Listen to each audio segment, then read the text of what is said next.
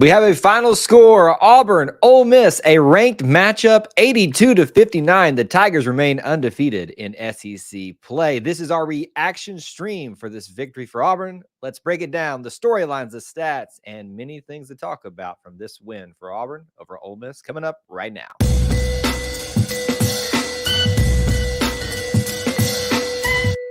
War Eagle Auburn family, War Eagle E2C Network family, thank you so much for joining us. Whether you're watching live, whether you're watching on the replay, whether you're watching on Facebook, here at the home base of YouTube, Twitter, however you got here, whenever you got here, we appreciate you being here, being part of our little family within the Auburn family. As is always the case, we'd love for you to start off the stream by making sure you smash the like button. It is an incredible way that you can help us get started off to a good note here on this stream, but also we'd love to know who's here watching with us. So right now in the chat, post where you're watching from as your check-in post or your comment down below. And you can even do that if you're watching on the replay. What we have on tap for you is a reaction stream. Auburn basketball just took down Ole Miss by the score of 82-59. Alan Flanigan coming home, obviously one of the bigger storylines about that. And we're going to discuss all the details, the fun, the nitty-gritty of this win for Auburn over Ole Miss, a ranked matchup that was very much needed for the Tigers and obviously sent a statement to Ole Miss, the SEC, about who is in control of the SEC, at least at this point of the season. Of course, we want to hear your thoughts and reactions about everything too. So please do that. Do not be shy. Let us know what you think. Let me give some opening thoughts as you guys are kind of getting geared up, checking in with us here. I am ready to make this statement that I've been holding off from for quite some time in terms of you all ask me, what do you think about this team's ceiling based on what you know right now? And I keep telling you that I think this team is very clearly a Sweet 16 team. And that should be the bar that they're expecting to get to. I think I'm finally ready to take that to the next level. I've flirted with it. I've thought about it. I've really tried to not operate in hyperbole, to really take some time, watch this team play together. I am ready to say after this win tonight in Neville Arena, of course, we've still got many more games and probably some losses to come down the line, but I am ready to say that this team should be an Elite Eight team. If they don't make the Elite Eight based on the way that they are playing right now, it will be a disappointment. And I know that I'm taking a big step out at this moment to say that, but folks, this is a great basketball team and they are playing very well together right now. And it is incredibly fun to watch, incredibly impressive to see it has been put together, not just by the coaching staff, but the players, and to see how they have asserted themselves in such a strong way to start off SEC play 5-0 and start off the season in a very impressive way with only 2 losses. So as we start this show tonight, I want to just go ahead and say it right out the front. Elite Eight or bust is what the expectation should be for this team based on what we're seeing right now in this very early part of SEC play. A lot more season to go. I'm sure some things will go up and down, change. But boy, I'm having a lot of fun if you can't tell. So we'll talk about that a little bit more, and I'm sure some of y'all have some similar thoughts about that tonight. We got Big Simp in the house. We got Devin, Kevlar checking in, Michael, Brian on Facebook checking in. Who else is here? Chris on Facebook. I think I already said hey to Chris. Jackson Webb. Lots of good, fine people out here hanging out. Let's see what you guys are interested in most talking about to start off the show. Heck of an ending. Yeah, those series of blocks at the end were fun to watch. Now, obviously, this is the type of game where you try to get in their bench players as much as you can at the end, and they got the opportunity to and did some things. Darren Scott, a lot of people thought that he might be seeing a little bit more playing time to start off the year, and it hasn't worked out that way, but he's getting his moments, and you can see how much his teammates love him. And then obviously some fan favorites on the bench. You know, one of them's even gotten a scholarship recently, so nice to see them out there and getting some love. Kevlar thought the game was entertaining. Everybody is talking about how fun they are, how entertaining they are. Everyone is just having a blast right now. Big Simp wants to go ahead and give the MVP to the whole team. And, you know, there's every once in a while where you might be able to make the case that, yes, there is no true one MVP on the night, most valuable player in the single game that we're talking about. There truly might be just a team effort tonight. Obviously, if you look at the stat sheet, you're going to see a bunch of zeros now because they put in the bench warmers who got 1 minute of playing time, and some of them did score. But I see 3 of them right here that didn't have the chance to really score. But outside of that, outside of the last minute or 2 of the game, everybody scored in this game. In the first half, everybody who saw significant playing time in this game was able to score and get some types of stats in this game that mattered toward the final result of everything. And obviously, it always matters, but just something to think about. Chris is already looking ahead to Wednesday. Hold on, hold your horses. We'll get there. We're going to focus on this one a little bit now. No me's on this team. Unselfish basketball, and they are having fun. Couldn't have said it better myself, Brian. It's very, very good, and just an old-fashioned butt whooping. So y'all keep the comments coming, impressions, thoughts, questions that you have about this particular game. I know the prevailing theme, and it should be, is how much fun this team is to watch, how impressive they look. But if there's something that you notice that you want to talk about, this is a reaction stream after all, so go ahead and get them in now. We're going to go through the stats and all that kind of stuff, and I want to do that in here in a little bit. But let's talk about Alan Flanigan. I just want to go ahead and discuss it and talk about the dynamic that is there. So if you don't know, I think most people who watch this type of content know Alan Flanigan was a longtime player for us from 2019 to 2022-23 season, and he and his father, who was also an assistant for Bruce for that time as well, chose in his final year to take a different approach and go over to Ole Miss and play there, which would set up this eventual dynamic. And I think they had hoped they would have a little bit more success, at least in round 1 of this matchup, because there's a second game coming. Alan Flanigan comes back home, and to say that he had a not great game is it's an adequate statement. It's not an understatement. It didn't have a great game, but frankly, that's not necessarily his fault because Ole Miss in general didn't have a great game. There's always the dynamic when someone leaves Auburn, especially if they go somewhere where they have a high opportunity to play Auburn. And, I'll reference Bo Nix going to Oregon. He went somewhere after graduating that likely was never going to see him again, at least just on TV.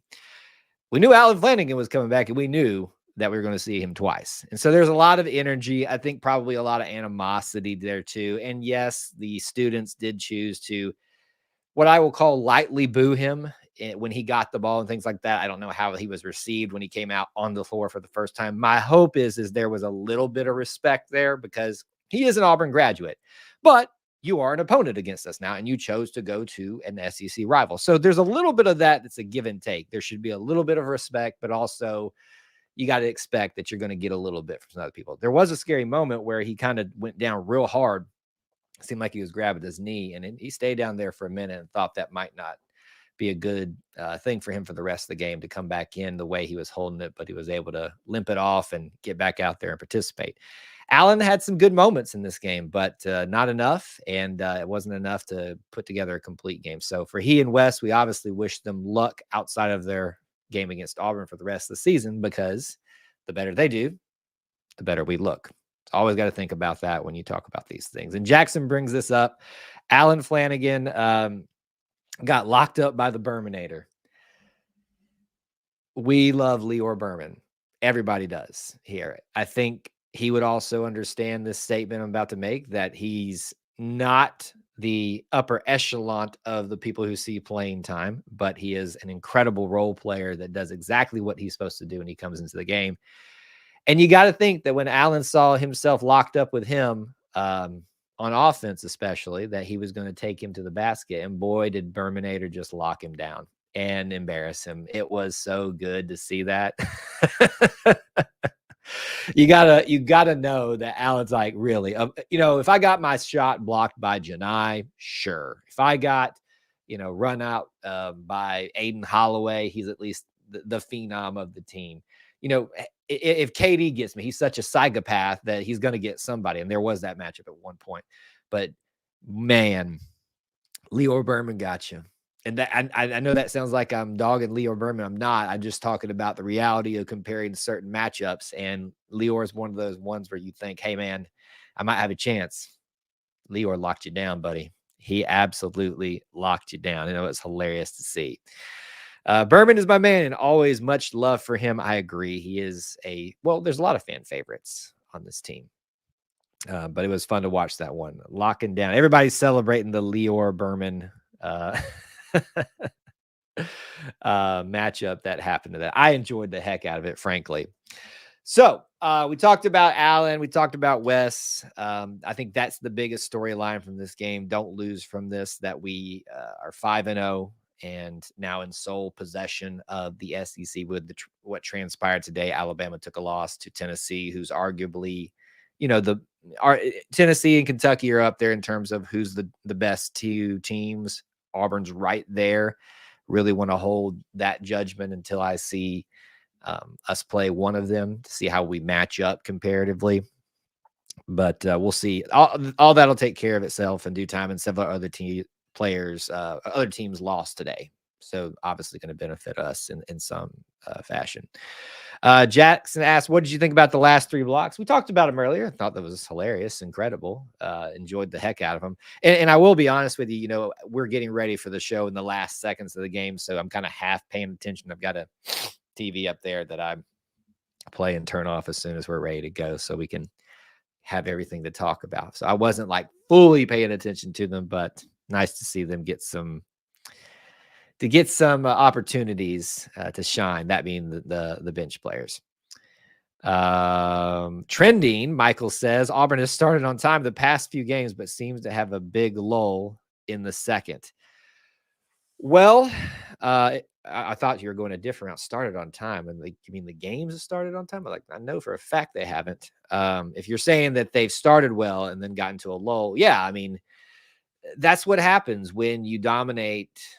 Dominate's a strong word. When you assert yourself very strongly in the first half, you kind of come in a little bit loosey-goosey, a little bit not as urgent out of the second half. And you saw Ole Miss at least try to kind of make I won't even call it a run, but just made some moves, got some points, but Auburn quickly answered those and really shut down any opportunity for them to make a run of any kind.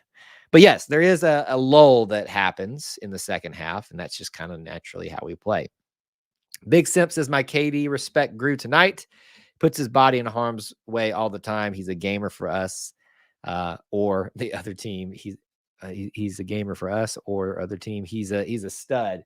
KD is a very special player because he is he can be a frustration sometimes, but his effort, his desire, his tenacity are unquestionable. And that's why you give any frustrations that come with KD a little bit of a pass. At least in my eyes, he gets a little bit of a pass. So you guys may feel differently about that. All right. We'll keep taking some comments and questions. Y'all keep chatting with each other in the comments section. But let's talk about stats tonight. Now, we're not going to go through every single player tonight. We're going to go through at least the ones that mainly played. I'm going to give you the rundown of who scored what. You all tell me one word tonight, like one name, nothing else, so I can count it, easily. So make it easy for me. But everybody in the chat right now, who is your player of the game? Put it in the chat right now. Just their name, their last name, whatever you can do to make it easy for me to count them up.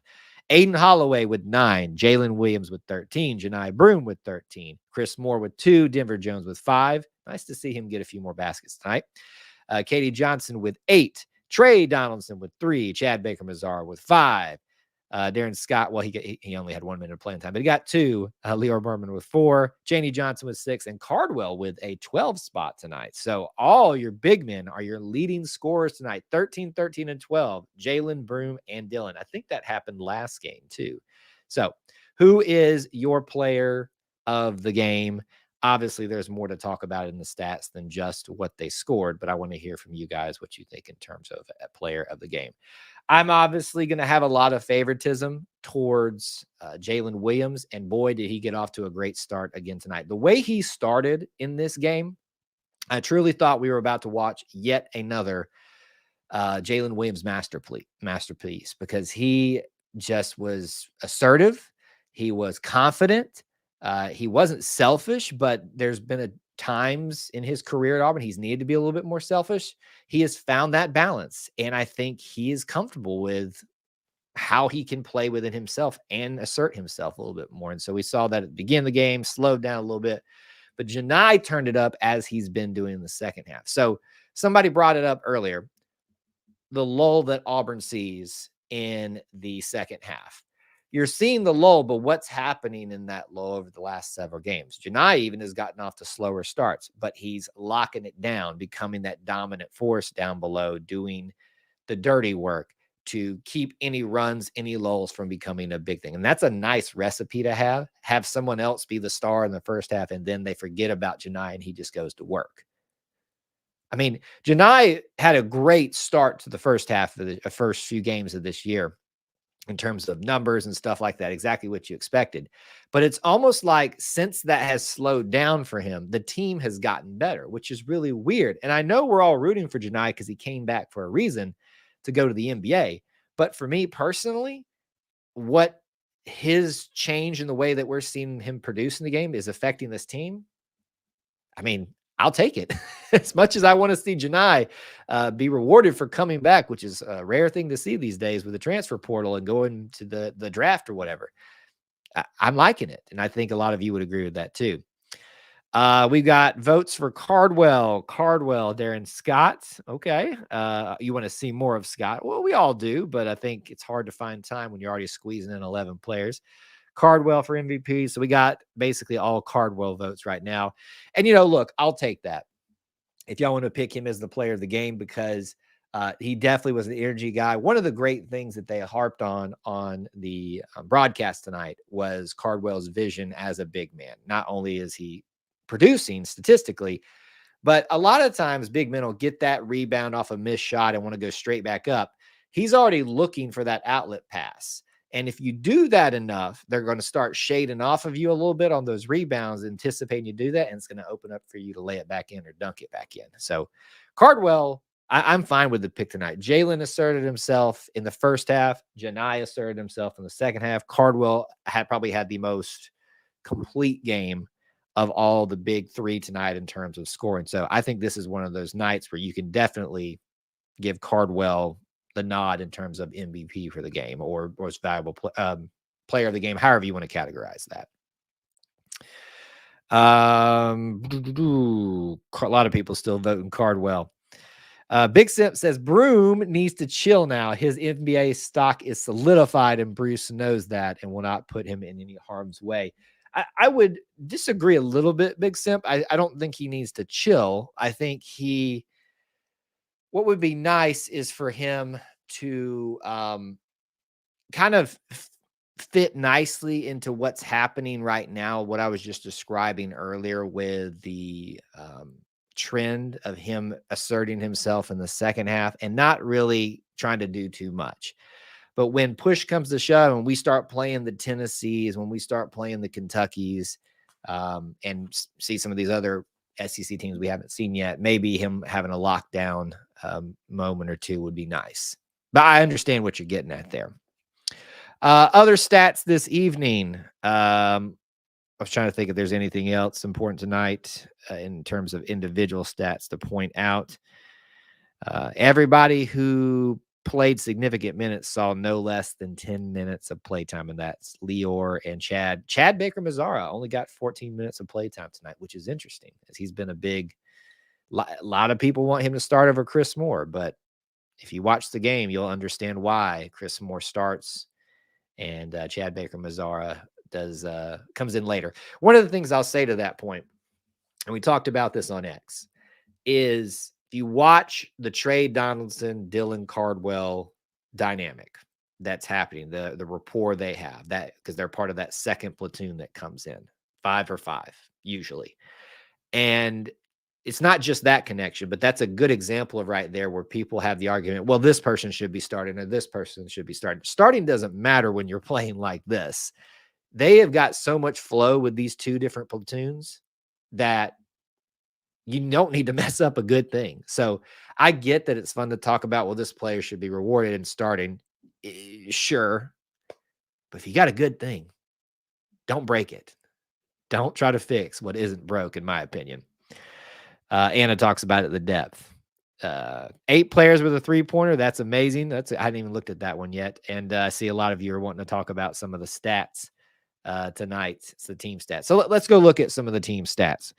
Wow. Field goal percentage tonight, 58%, 44% from 3-point land.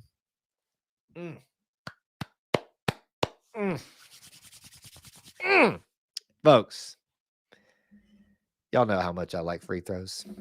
Y'all know how much I preach about this. Y'all know how much y'all roll your eyes at me every time I talk about these in a post-game reaction stream.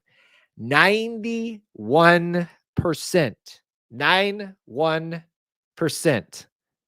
10 from who missed their free throw? Who missed it? Let me find it. Who messed us up? Leo Berman.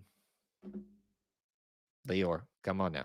You're not supposed to be messing those up. 91% though, that's pretty dang good. 1 missed free throw on the night. All right, so you all know what I focus on too. We've got free throws we've talked about. We win the night 91%, 72. Not bad for Ole Miss. Turnovers. It's a very sloppy game. A lot of emotions tonight, so you can understand why, but still too many for Auburn. That's probably the one gripe I have. 17 for Ole Miss, 16 for Auburn. They get the win in that category, but not by much. Not a good look there. Rebounds-wise, Ole Miss wins the game there, or wins the matchup there, 30-29. So basically pushes in both those last two categories. So when you take that into account, when you take the dominance on free throws by Auburn and the home court advantage and just the energy level, you can understand why we're talking about an Auburn win over Ole Miss. I know Leor disappointed me. He absolutely disappointed me with that. Free throws are a gift. You've got to get them. It's free points. It literally is in the name. I cannot say it more clearly than that. That's the reason. All right, other stats to keep in mind tonight. Let's see if we can find the big stat in the game that means the most. And it might be that free throw percentage, 91%. But let's take a little quick look here. See if we see any other big differentials. Bench points tonight. I feel like we always talk about this one as the one that makes the difference. So I try to be a little bit creative. Bench points, 18 for Ole Miss, 40 for Auburn. Wow. But not to be outdone, points in the paint differential, 28 for Ole Miss, 42 for Auburn. That might be it right there. Kind of what we talked about with Cardwell. I mean, your 3 best scorers tonight are Jalen, Dylan, and Janai. That just speaks for it right there, points in the paint. And obviously others had points in the paint scores too, but you can understand why that was such a dominant stat for us with those 3 being the top scorers for us tonight. And really that's about it. Assists continue to be pretty high and we win that stat category too. So all in all, I find very few things to be upset about when it comes to Auburn other than a little bit of sloppy play and, the slight lull that happens coming out of the second half with such a hot start for things right now. So all that. Oh, and Gracie brought up something about that 7'5" big guy. I didn't realize what was his name? Sharp, 7'5". They had a nice lob to him. When I saw that happen, I was like, ooh, they do that to us a lot tonight. That might be a little bit of a problem. But as you can see, we might face some guys with a lot of taller centers, forwards, but we've got some really talented guys there that can counteract that most times. But it was good to see that how we would work against that matchup right there. All right, so we're at 25 minutes on this stream. What I'd like to do here is give you the rundown of what we've got coming up here on the last part of this show. We'll talk about what's coming up. I know a lot of you want to discuss that, so you can start sharing some thoughts about that now. we'll wrap it up with some final thoughts and kind of get your final thoughts, comments, and questions. So get those in now. Smash the like button if you haven't. It is a huge help. It's, of all the things we ask you guys to do, that's the biggest thing you can do is smash that like button. So let's talk about our upcoming schedule. Tomorrow night is your next opportunity to watch a live stream. We've got the Auburn Experience episode 63 live recording, 9 p.m. Eastern time. Once again, 9 p.m. Eastern time this Sunday evening. Austin, myself, back in the saddle. Join us for that. We'll obviously talk a little bit about this. Plenty of other things. Sports, culture, family. It's the flagship show of E2C Network. Don't miss it. And, of course, the big matchup with Auburn and Alabama on the 24th, this Wednesday. It will be during our normal Auburn family night, so that will not take place. Exactly that. We may try to do something beforehand, but we will see. But we will definitely have a post-game stream, so don't worry. We hope to be talking about some happy news after that one. So that's the upcoming schedule for this. All right, let's talk about this. WT, AU, UT, UK, and UA are the top of the SEC this year. Going to be interesting.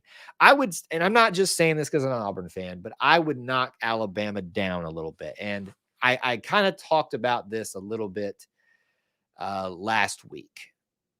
I think it was last week, about what the hierarchy is. I'm still going to put UK and Tennessee up there at the top too, just because they're perceived the best. They're playing mostly to warrant that regard. Auburn is like, so it'd be like 1A and B, and it'd be like 1AA, like so close to being up there with them that they might as well be. But let's wait a little bit before we say that. Then I'm going to say you're going to find your Ole Misses, probably your Alabamas right below Auburn, maybe like an LSU, Texas A&M, depending on what day it is there. And then I'm starting to slide Arkansas down. Mostly I would say they should have been up there, but I'm going to start sliding them down just a little bit too. That's kind of where we fall right now in this thing. At least in my opinion. I don't know if you guys all agree with that. Michael says first quad one win. Is that true? That's the first quad one win? Arkansas one in Arkansas wasn't a quad one win? Really? I thought that one for sure was. At least a quad. It's got to be a quad two win. For those of you that are wondering about this, in terms of where you get considered in placement for the tournament is based on what you have quad 1, 2, 3, and 4 wins and losses. Quad 1 losses don't look so bad. So that'd be like you're losing your Kentucky's, your Tennessee's right now, losing to Auburn's. And then, that can be adjusted based on if it's home or away. So if this is Auburn's first quad 1 win, I'm honestly shocked. I thought they had at least one more, but yeah, this is definitely one of those, a ranked win. Obviously going to look very good on that resume. Two things I hope happen against Bama. We win in Tuscaloosa and we get the worst singer we can to have to sing Bama's fight song. Oh man, that'd be hilarious. Corey is calling for 35-point win. Oh, buddy, don't jinx us. Settle down now. Settle down. Final thoughts. We beat Bama by 20. They have no big men, and we don't just rely on it, but we will use it when needed. This won't be close. I hope y'all are right. It's going to be tough. They've got that one marked on the calendar. They need a win in all aspects of their life right now. So I would imagine they're putting all the stops in on this one. Will it help? I don't know. The way Auburn is playing right now, you match anybody up against them, I want to feel at least decent about the opportunity for Auburn to win this game. That's of right now. So in summary, Auburn wins tonight.